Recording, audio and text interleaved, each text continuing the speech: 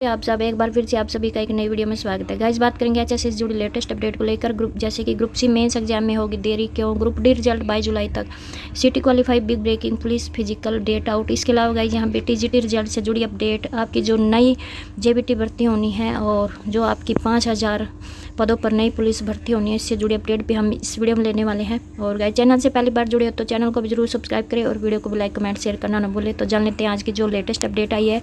Guys आपके जो group C पदों के ग्रुप नंबर 1, 2, 56 स्थान के पेपर होंगे, उनमें देरी होने की संभावना है।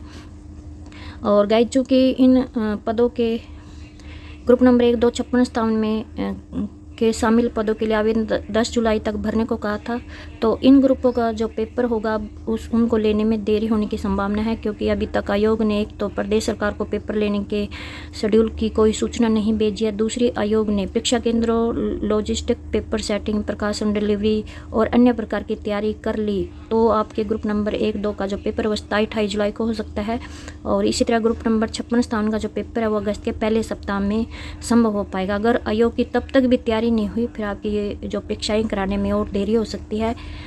पहले आयोग सोच रहा था कि ग्रुप नंबर 1, 2 का पेपर 20-21 जुलाई को और ग्रुप नंबर 56 स्थान का जो पेपर है वो 27-28 जुलाई को ले लिए जाएंगे। चूँकि अभी आयोग का भी नए सिरे से गठन हुआ है और कार्यप्रणाली समझने में भी देरी हो सकती है। तो वहीं पर गाइस टीजीटी पदों का रिजल्ट फिलहाल नहीं, क्योंकि हाईकोर्ट में अभी केस लंबित है और क्लियरेंस के बाद ही आपका जो रिजल्ट है वो संभव हो पाएगा।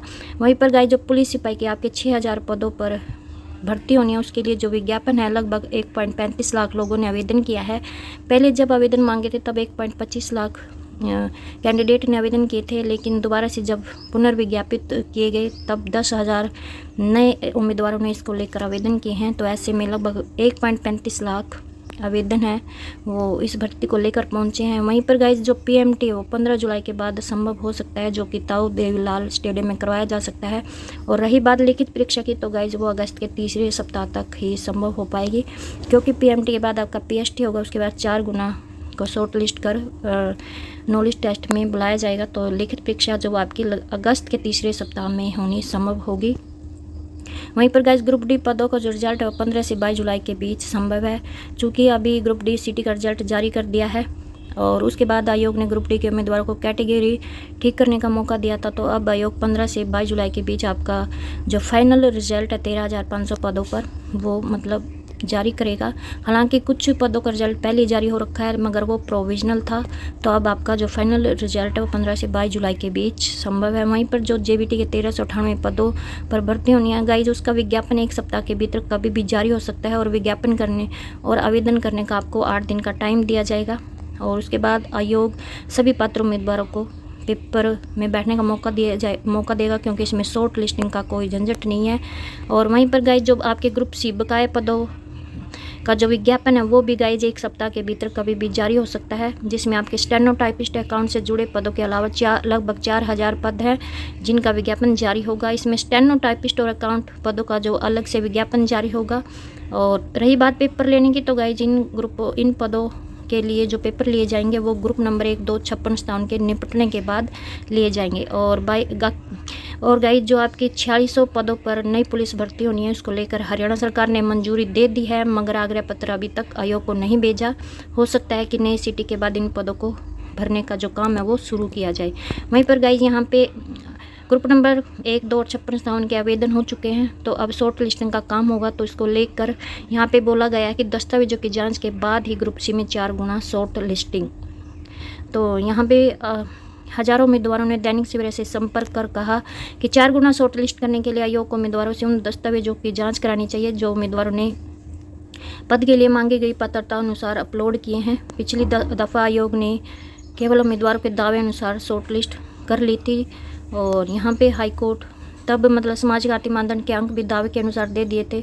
तो हाईकोर्ट की सिंगल बेंच ने आयोग को कहा था कि वे अंक देने से पहले वेरिफिकेशन जरूरी है, जिसके लिए आयोग ने मना कर दिया था। और तो यहाँ पे गाइज अब बोला है कैंडिडेट ने कि हालांकि इस बार आयोग को दस्तावेज जांचने में ज़्यादा दिक्कत नहीं आएगी, क्योंकि हर पद के विरुद्ध संबंधित पात्रता दस्तावेज अपलोड कराए हैं।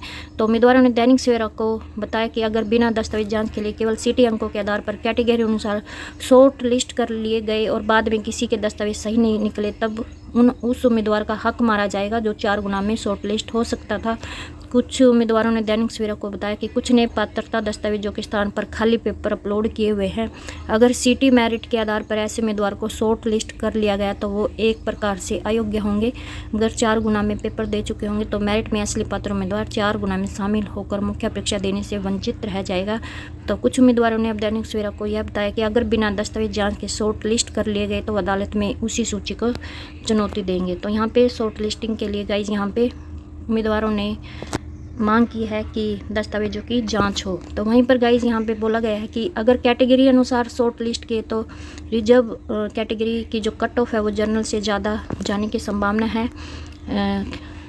उदाहरण के तौर पर उन्होंने बताया कि अगर जनरल के 20 पद हैं तो 80 उम्मीदवार शॉर्ट लिस्ट होंगे। इसी तरह अगर बीसी के 5 पद है तो 20 उम्मीदवार शॉर्ट लिस्ट होंगे। तो ऐसे में जनरल की कट ऑफ 65 जा सकती है और बीसी ए में 68 जा सकती है। तो ऐसी स्थिति में मामला फिर अदालत में जा सकता है। जैसे कि पिछली बार आयोग ने एक सूची अपलोड की थी जिसमें आरक्षित कैटेगरी की कट ऑफ ज़्यादा थी जबकि जनरल की कम थी।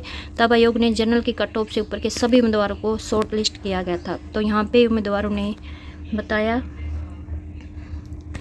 तो वहीं पर गाइस यहाँ पे सीटी क्वालिफाई ही एकमात्र हल है। तो यहाँ पे 4 गुना शॉर्ट लिस्ट के झंझट से बचने के का जो एकमात्र हल है वो सीटी क्वालिफाई है।